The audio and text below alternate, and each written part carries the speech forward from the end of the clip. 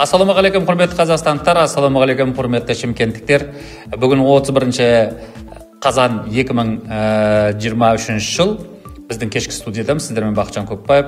Көптеген адамдардың қобалжып сұрап жатқандары бар. Ертең бәке қала әкімінің қабылдауы бола ма деп, өйткені қараша айының бірінші сәрсенбісі болып тұр ғой, бірінші қараша. Сондықтан ертең қала әкімінің кездесуі болатын болды. Ол жаңа форматта өтетін болды. Өйткені алдын ара жазылып қойған адамдармен өтетін болып жатыр. Бұл ескі форматтан шамалы айырмашылығы, өйткені бұрынғы ескі форматта үнемі әкімге келіп үйреніп қалған адамдар жаңа сұрақтарын қайта келе беретіндер әбден әккі болып үйреніп алған тұғын. Олар сондықтан таңертеңнен ерте келіп кезекті алу және ол жүйенің бәрі жаттап алған ғой. Сондықтан да нағыз мұқтаж адамдардың орнына қайта болмайтын сұрақпен келе беретін адамдар үнемі кезекті алып қойып, өзгелердің бәрін кейінге қалуға мәжбүрлеп отыратын. Мінекей, енді қазір жаңа формат өтіп жатыр деп ойлаймын. Меніңше бұл дұрыс болу керек, өйткені расында мұқтаж адамдар әкімге келген жақсы.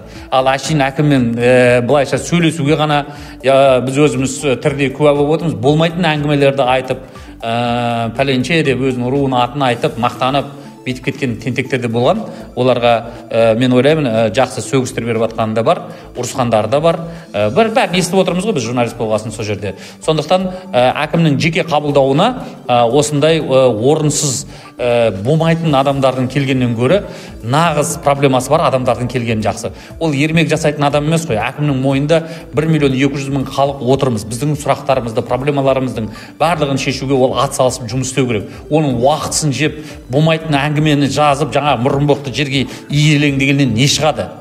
Сондықтан нағыз мұқтаж адамдар, нағыз сұрағы бар адамдар келсін. Ал әкімді жаңа ғана қайта келе беріп, әшейін кездесу үшін ғана келіп жүргендер бар. Одан кейін айта кеткім келеді, өткендегі соңғы әкімнің кездесуінде ақырында әсіресе мына енді ол кісілер қазақша түсінбейді ғой, мына бір 5-6 тентек орыс қатындар бар, кемпірлер. Үйінде отырудың орнына сол жерге келіп жанжал шығарып отырады да, ақырында аудан әкімдерінен я болмаса басқарма басшыларынан ақша сұрап солардан алып кетеді.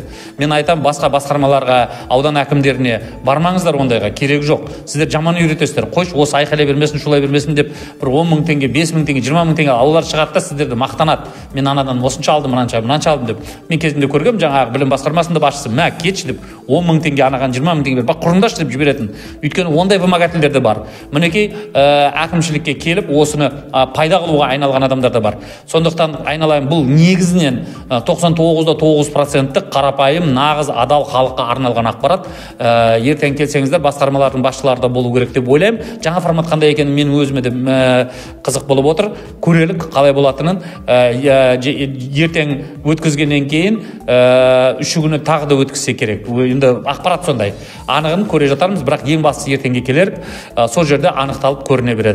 Тағы да айтпақ болып атқаным, бұл жаңағы әкімнің өзіне тікелей емес, басқа басқармалардың басшыларымен де шешетін, жаңа департаменттің басшыларымен шешетін сұрақтарыңыз болса, ол солармен тікелей жолығып шеше беруге болатындай мүмкіншілік бар. Міне айтпағым осы. Сіздермен болған Бақытжан Көпбаев. Сау саламат болыңыздар. Ертең жолға жатармыз. Мен сол жерде боламын.